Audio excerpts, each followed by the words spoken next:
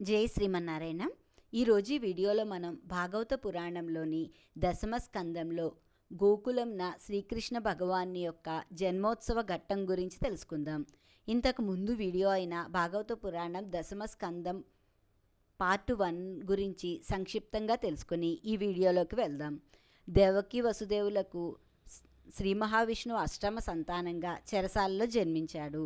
శ్రీ మహావిష్ణువు మాయ వలన శిశువు జన్మించిన తర్వాత చెరసాలలో ద్వారాలు అన్నీ తెరుచుకోవడంతో పాటు అక్కడ ఉన్న ద్వారపాలకులందరూ గాఢ నిద్రలోకి వెళ్ళిపోయారు.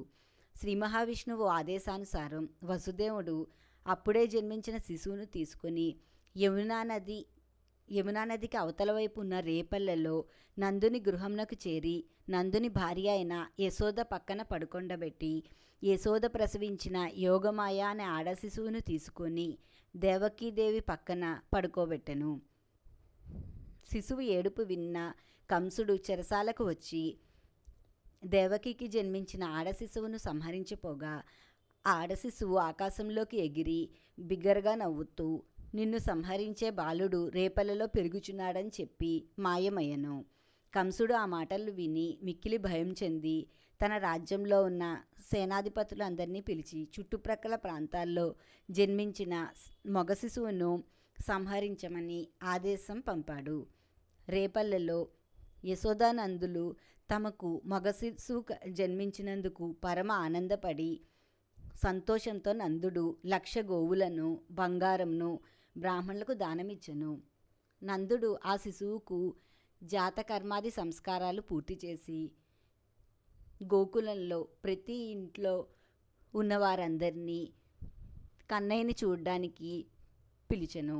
రేపల్లెలో గోపాలురు గోపికలు యశోదానందనుడు అయిన కన్నయ్యను చూసి ఎంతో ఆనందపడి బంగారు ఆభరణాలను కానుకలుగా ఇచ్చెను. యశోదానందుడు పుత్రోత్సాహంతో శ్రీమన్నారాయణ్ణి స్మరించుకొని వచ్చిన వారందరికీ బంగారము వెండి కానుకలను తిరిగి ఇచ్చెను. ఆదిశేషువు అవతారమైన బలరామునికి జన్మ ఇచ్చిన రోహిణీదేవి కూడా రేపల్లెలోనే ఉండడం వల్ల బలరాముణ్ణి తీసుకుని నందుని గృహంనకు వచ్చెను. శ్రీ మహావిష్ణువు అవతారమైన కృష్ణుడు అడుగుపెట్టిన తర్వాత రేపల్లె అంతా పాడి పంటలతో నిండిపోయెను. రేపల్లెకు రక్షకుడైన నందుడు పన్నులను చెల్లించుటకు కంసుని వద్దకు మధురకు వెళ్ళెను.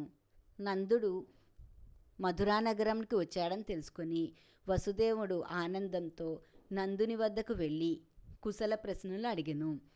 తన ఇరువురి కుమారులు అయిన బలరాముడు కృష్ణుల యొక్క యోగక్షేమాలు తెలుసుకొనుటకు ఆసక్తి కలవాడే నందునితో ఇట్లు పలికెను.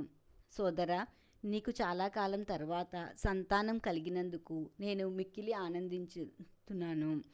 నీవును నీ కుటుంబము గోపాలురు గోపికలు అందరూ కుశలమే కదా.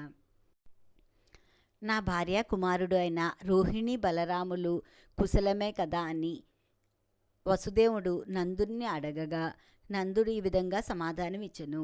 రేపల్లెలో వారందరూ అందరి గురించి కుశల సమాచారాన్ని తెలిపి వసుదేవ, నీ భార్య అయిన దేవకీదేవికి జన్మించిన పుత్రులందరినీ కంసుడు సంహరించెను.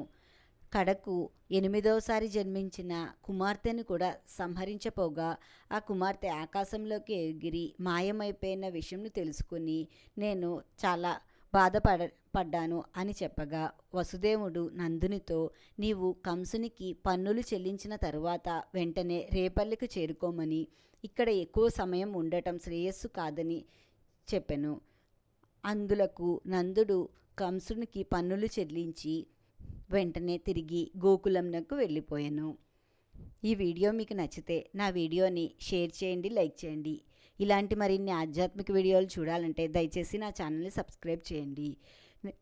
నా ఛానల్ ద్వారా భాగవత పురాణంలో దశమ స్కందం గురించి వివరంగా పార్ట్ల ద్వారా తెలియచేయాలనుకుంటున్నాను. మీకు నచ్చితే నా వీడియోని షేర్ చేయండి, లైక్ చేయండి. నా ఛానల్ని సబ్స్క్రైబ్ చేయండి. ఈశ్వరి గుడిమెట్ల. జై శ్రీమన్నారాయణ.